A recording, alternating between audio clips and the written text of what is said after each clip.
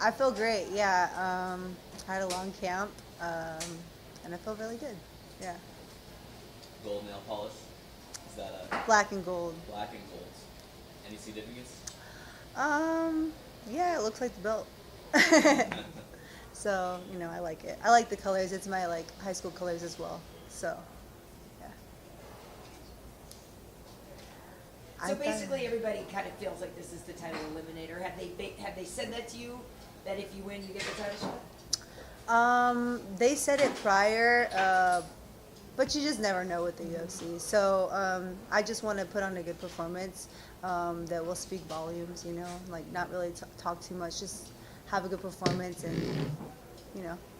Is there a performance like one that you've already had that you want to repeat? Because everybody always talks about, you being so dominant with your wrestling. Is there one fight so far that you'd like to repeat? No, I think everybody's different. It's nice to have different outcomes, and it's nice to, I don't know, it's cool because everybody's different, So it's nice to have a different feel out there. So, but either way, I think I'll have a dominant performance, and I just gotta go and do it now.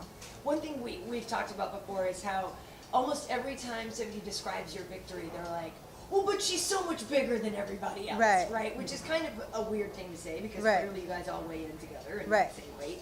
But how do you feel about that when people just say that you're winning because you're bigger?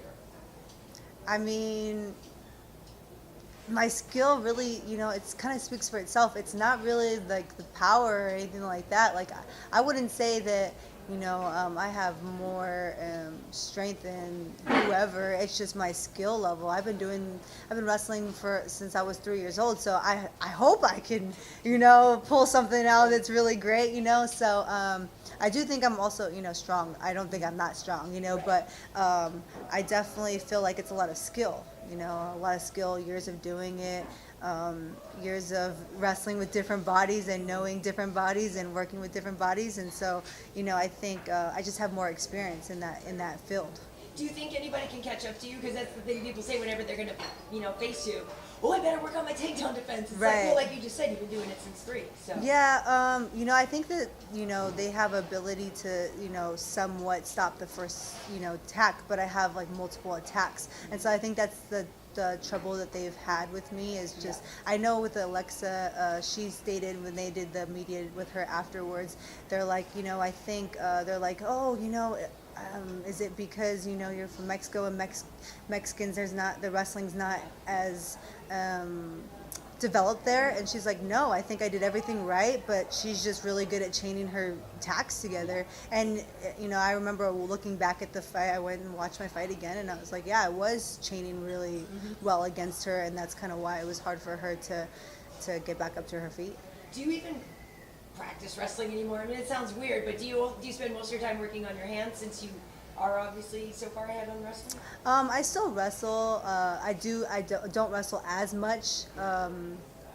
Obviously, when I wrestled, but I do wrestle. I put that in there, and I work on everything just like everybody else. But obviously, wrestling just comes a lot easier. So, where do you think Nina's the most dangerous? I think she has good range, and she has good attacks, and she's I think she's very technical, very technical opponent, and I look forward to being in the cage with her. I mean, she has a great advantage, fighting with the champion as a partner. You know what I mean? With Amanda, she has a great training partner at all times. Right. So there's a great advantage too in that whole champion mindset, just rubs off on you as well. Yeah. So, do you see that as any sort of thing that you have to contend with, that you don't have a champ in your midst that you're training with? That's so funny that you said that, because I remember talking about this not so long ago, and they were saying, do you think she has an advantage training with the champion? And I was like, what? I think, when you're around success, you learn the tools for success, right? But I've been around successful people and champions my entire life, so I've developed these tools over time. I don't need a current champion to show me what a champion needs to do in order to be a champion. That makes sense. I don't know if I said that right.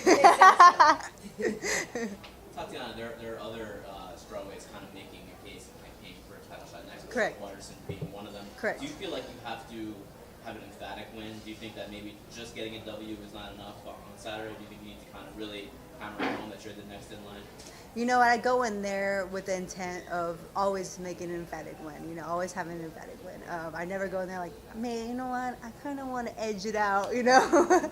So, you know, when I'm in there, I'm not gonna be thinking about those things. I'm not gonna be thinking about the belt. I'm gonna be thinking about getting whoever it is out of there. So, you know, I think, you know, yeah, an emphatic win will help my case, and that's what I'm striving for. I always strive for that. It doesn't matter if it's my first fight in the UFC or if it's, you know, my last fight in the UFC. But do you, Go ahead. no, I was gonna say, do you think you have a better case though than Michelle at this point? Yeah, I do. Yeah. Yeah. You know, I'm beating people in a dominant fashion. Yeah. You know, she's kind of edging decisions out. You know, so I just think like my dominant performances speak for themselves, kind of thing. You know, so. A lot of people say, you know, Tatiana, she's the heavy favorite, and everyone's already looking ahead. You versus Jessica Andrade, getting excited. How do you stay focused to, you know, take her seriously and train as hard as you need to when everybody's already looking ahead? My competitiveness, you know, I don't need people to tell me where I'm at in the division. I kind of know where I'm at, but, you know, there's someone out there that wants to beat me up, so that's my motivation right there. A lot of people talk about your wrestling, and they say, you know, female Khabib, you know, one of the best wrestlers overall in MMA. How do you feel about those comparisons? Do you like that? Do you want people to say, no, Khabib is the female Tatiana? How do you feel about it? You know, obviously, I'm flattered. You know, it's nice to be compared to a world champion that's undefeated in the UFC. But you know, I'm also, you know, my own fighter. And you know, it's an honor. Like I said, it's an honor. But you know, we do things differently. But I think what they're more or less saying is that we're just really dominant in there. So. You touched on it before, you know, talking about, you know, who you train with. You're obviously up and coming, a lot of hype around you. You're based out of the Inland Empire, not known for having a big camp out there. Is there sometimes pressure when you're coming up to change it, or what is just that confidence you have in your team that they're going to carry you to the championship? My team is willing to work with me at any time of the day, and they will work hard with me. They will cut weight with me. They're dedicated to me. They love me, and they want me to succeed because I'm like, you know, their daughter. So I'm like I said in a previous interview. My team, I'm fully confident in them and their abilities to get me to where I need to be, and that's to become a world champion. Do you think the Rancho Quakes will have you throw out a first pitch? That'd be cool. Tatiana, how do the things that you learn surviving cancer translate to some of the things that you have to overcome when you're training in MMA? I think just having a positive mindset. I think a lot of times, you know, we go through these camps and sometimes, you know, things don't go our way during camp and we're like, man, I'm not ready. Or, you know, you have these like little things, these little battles with yourself. And I think what I learned with cancer is you always have to be positive in the, you know, the power of the mind and always having a good mindset and just willing to conquer even when I don't feel well, even when I'm having, you know, a long day and it's like midweek and I'm like, dang, like I've gone, you know, I've had 5 days of hard work, like I really need a break, you know, just pushing through those days and making the most of every single workout that I have. I know like I have to like mentally put myself up for every workout, because if I just go in there and like go through the motions of that workout, that's a missed workout right there. So. And have you thought about the impact that you have on cancer survivors? Because when a person's seeing how strong you are and what a high level you perform at, have you thought about the impact on people who are going through the same thing that you went through? Yeah, I always think about that. It's nice, you know, I always try to talk about that every single time. You know, I have an interview or anything like that. They usually bring it up themselves. I don't really need to talk about it, but yeah, it's nice to be kind of like an advocate, you know, for people that are they're going through cancer and they kind of feel run down, and you know, I feel like it's nice to represent those people and kind of help bring them up with their fight as well. Because I know when I was going through it, I kind of retreated and I did it a little bit by myself because I didn't want to worry my family too much, you know. So it's nice to kind of uplift other people that are going through that battle right now. Tatiana, what do you think of Jessica Andrade's slam knockout of Rose? I totally called it. I bet it. No, I'm just kidding. No, I didn't. I thought, it was a really good fight prior, before the slam. I thought, what everybody thought, that Rose was doing really well. But Andrade just didn't let her breathe, and she had a good game plan not to let her breathe. Really, I mean, just overwhelm her. So crazy ending. Didn't call it. Just, You mentioned earlier about Mexican fighters have a certain reputation. How did Andrew Ruiz's performance over Anthony Joshua kind of inspire you for this weekend, maybe get another belt for the Mexican heritage of combat sports? No one expected that either. But that was amazing. Congratulations to him, and yeah, it's an inspiration. He's the first Mexican heavyweight, correct? Yeah. So definitely, want to represent, and that's definitely an inspiration. The slam KO. What do you think Rose did wrong? What would you have done differently in that position? She was countering, obviously with the Kimura, and the first time she got slammed, I thought maybe she would adjust, like maybe I shouldn't hold on to this Kimura, and Jessica adjusted, and so she was able to slam her on the head. So I would have done something differently. I would have stepped to the side, but that's, for us to, if we ever end up fighting, I don't know. Andrade's strategy, which is kind of a wrestling heavy strategy, does that work on someone like you who has that pedigree and that background? I don't think she wins scrambles against me. So that's kind of where I'm at with that. She has good initial wrestling, but her transitioning is not developed yet. Not as developed as mine. That's all. She's great. Not taking anything away from her. Obviously, she's a champ, But I just think my transitions are better and my scrambles are better than hers. I know that I don't want to get ahead of ourselves too much, but you talked to the past about possibly moving to 125, and you're fighting on the same card as Valentina Shevchenko this weekend. Will you be paying any attention to that fight as well? I pay attention to all the women fighters, Maybe I'll do a trio. Maybe I'll be the first 3 division champion. No, I'm just kidding. Watch out, man. No, I'm just kidding. No, I'm just kidding. Could you do that? Theoretically, if I gained a lot of weight. I naturally walk around at 130, so that's, I'd have to gain some weight. But yeah, I watch all the women, and I think, I could be competitive at any weight class. Maybe not 145, I don't know. Then I would really feel like I'm pushing it. But yeah. How hard is it for you to make the weight now? For you to 150, make 115, yeah, it's around, I walk in 9 pounds over. So it's not so too it's bad. not that bad, yeah. Is there one food you miss the most though when you're counting? I'm not a foodie.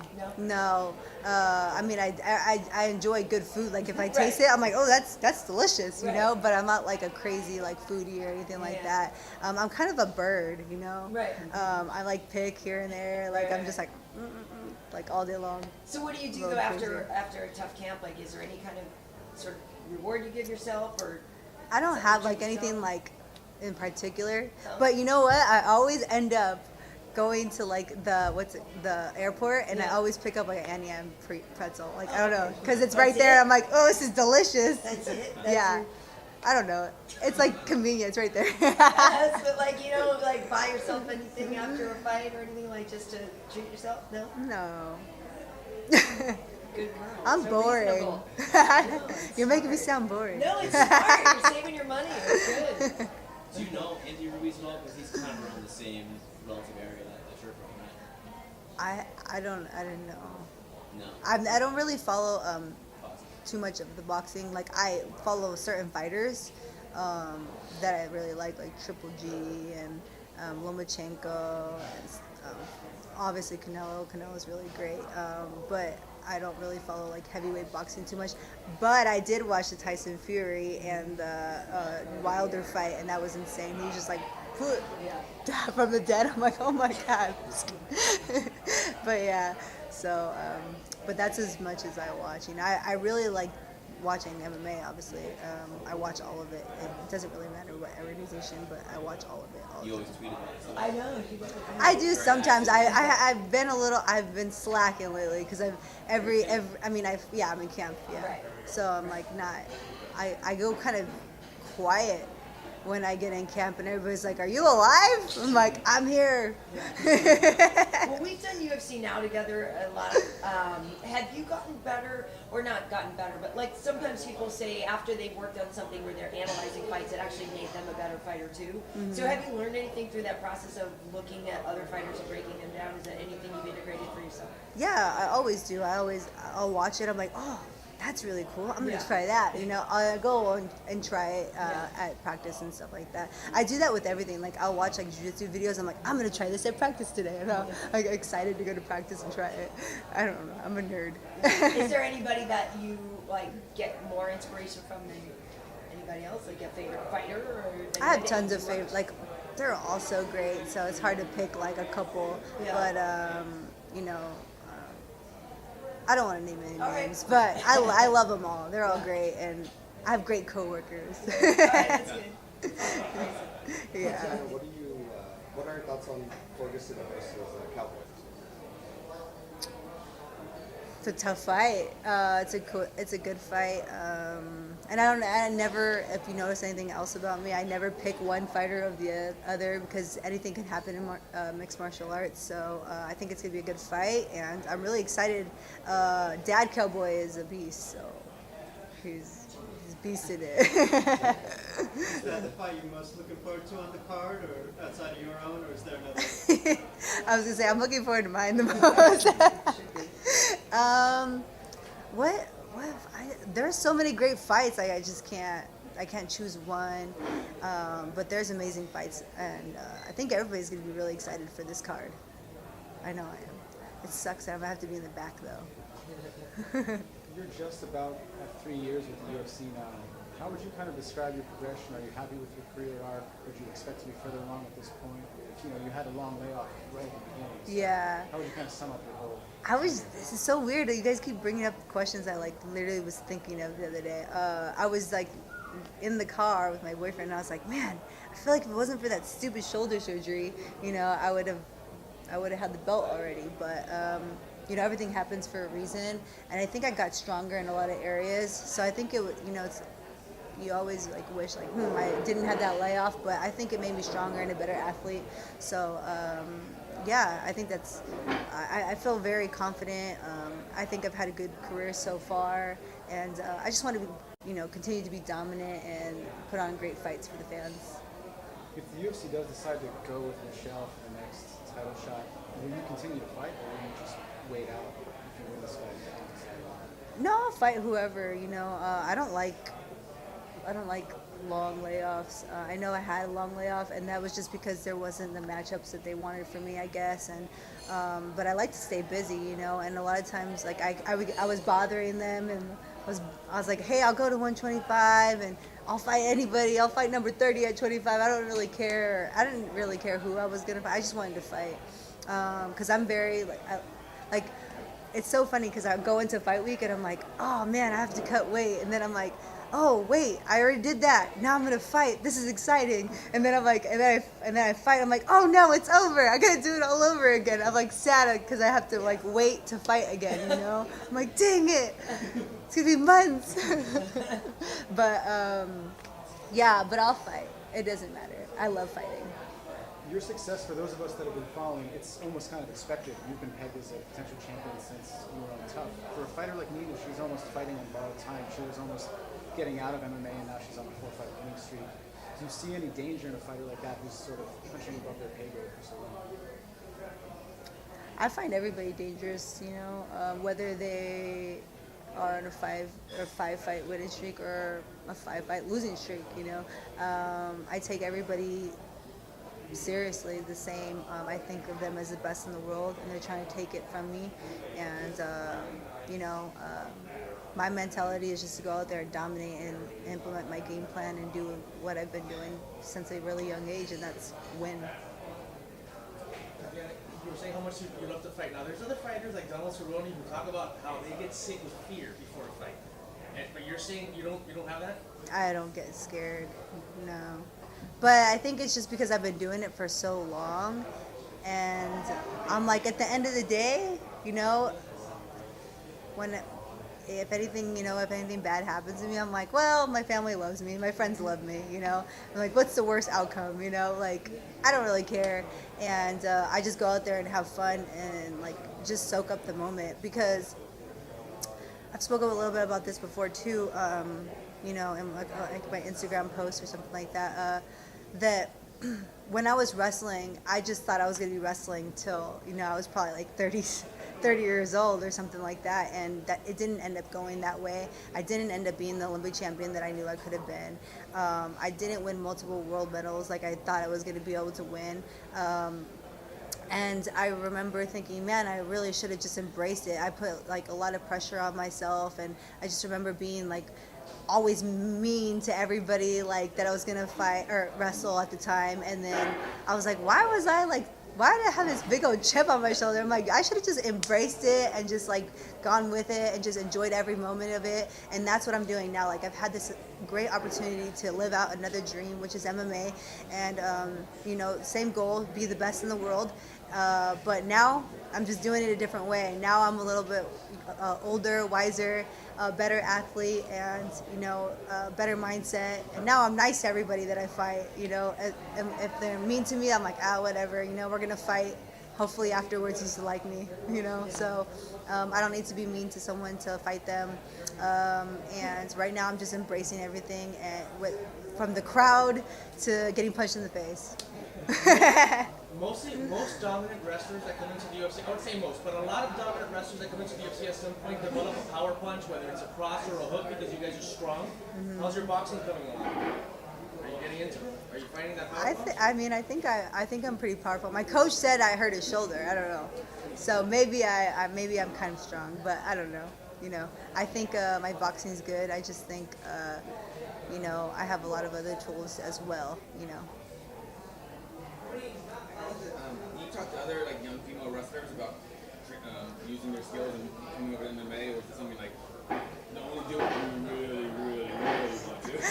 I think I don't try to influence anybody to ever do anything. If they want to do it, I'm gonna support them, but I never like try to like push them into something, you know. Plus, when they're that age, I'm not like, hey, do you want to get punched in the face, little girl?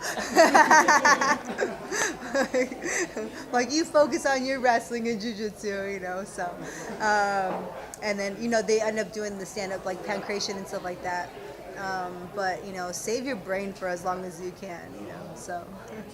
Yeah. But there are only young high school, college female wrestlers that you go, man, if they transfer over to MMA, they would be like big shots.